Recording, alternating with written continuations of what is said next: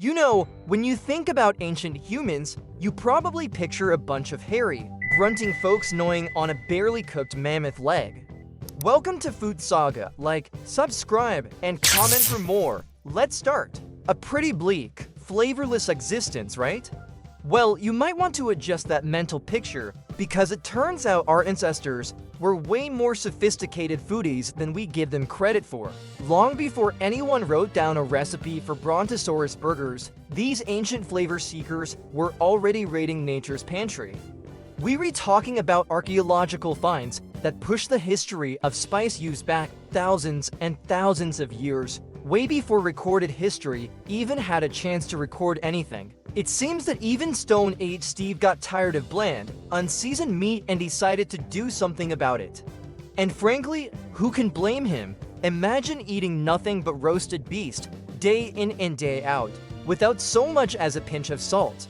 It's a culinary nightmare. The evidence suggests that our drive for a tasty meal is as old as our ability to hunt for one, proving that humanity's first great quest probably wasn't for fire or the wheel, but for anything to make dinner less boring. So how do we know these prehistoric gourmands weren't just accidentally dropping weeds into their stew? We can thank the miracle of modern science and some very, very old pottery. Archaeologists, who are essentially history's most patient detectives, have been meticulously examining ancient cooking tools, and what they found is nothing short of a culinary revelation. They're not finding whole peppercorns or cinnamon sticks, mind you. We're talking about microscopic remains, tiny little clues left behind on the surfaces of pots and grinding stones that have been buried for millennia. In sites across Europe and the Middle East, scientists have identified phytoliths, which is just a fancy word for microscopic plant fossils of things like mustard seeds. They found chemical traces of garlic clinging stubbornly to the inside of a 6,000-year-old pot. That's right, the pungent powerhouse that is garlic has been elevating our ancestors' cooking since the Neolithic period.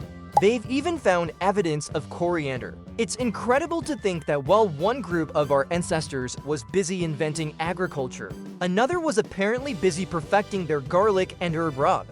It paints a picture of a prehistoric world that was surprisingly flavorful, where the biggest decision of the day wasn't just asterisk, what asterisk to eat, but asterisk how asterisk to season it. But hold on, it wasn't all just about impressing the neighbors with their sophisticated palate. Spices in the ancient world were the Swiss Army knife of the plant kingdom. Sure, making your food taste less like, well, dirt was a huge plus.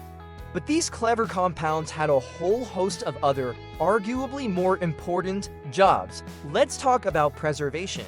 Before the invention of refrigerators, which, believe it or not, took a while keeping your food from turning into a fuzzy, green science experiment was a major daily challenge. Many spices, like cloves, mustard, and cinnamon, have powerful antimicrobial properties. Smearing them on meat wasn't just a flavor choice. It was a life or death strategy to slow down spoilage and keep food edible for longer. And then there's the medicinal angle. Ancient people were incredible observers of the natural world. They figured out that chewing on a certain leaf could soothe a toothache, or that a particular root could settle an upset stomach. Ginger for nausea, turmeric as an anti-inflammatory, garlic for, well, pretty much everything according to your grandma. These weren't just old wives' tales, they were the foundations of early pharmacology. So when you added spices to your food, you weren't just a chef. You were also your own doctor and food safety inspector, all rolled into one. It was a multitasking approach to dinner that was both delicious and practical. Naturally, once people got a taste of the good stuff, they wanted more. And if the good stuff didn't grow in your backyard, you had to go get it. This insatiable craving for exotic flavors became one of the primary engines of global interaction. The search for spices literally put the world on the map. Long before the famous Silk Road, smaller, more localized trade routes began to form, all because someone in one valley was willing to trade their finest flint axe for a handful of aromatic seeds from the next valley over. This wasn't just casual bartering, it was the birth of international commerce.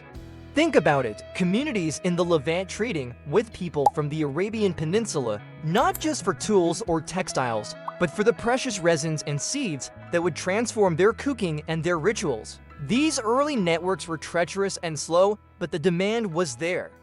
The allure of a new taste, a new scent, was powerful enough to convince people to travel across dangerous deserts and treacherous mountains. The spice trade didn't just start with Marco Polo.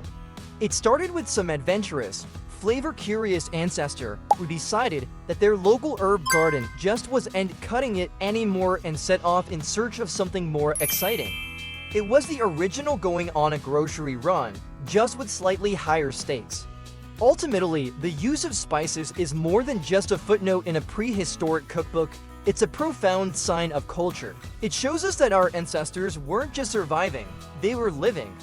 They possessed a level of curiosity and creativity that went far beyond the basic needs of food, water, and shelter.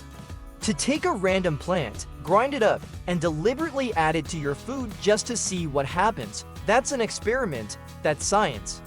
That's art. It reflects a desire to improve, to innovate, and to enjoy the world around you. The specific spices a community used began to form a core part of their identity.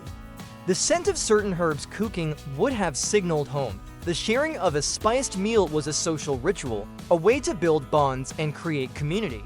It was the birth of culinary identity, the very first regional cuisine. So, the next time you absent-mindedly sprinkle some pepper on your eggs or add a bay leaf to your soup, take a second to appreciate the ancient legacy you're participating in. You're part of a tradition that's tens of thousands of years old, a long line of flavor seekers who looked at a bland world and decided to spice things up a bit. And for that, our taste buds are eternally grateful. Thanks for watching FoodSaga. Like, subscribe, and see you next time.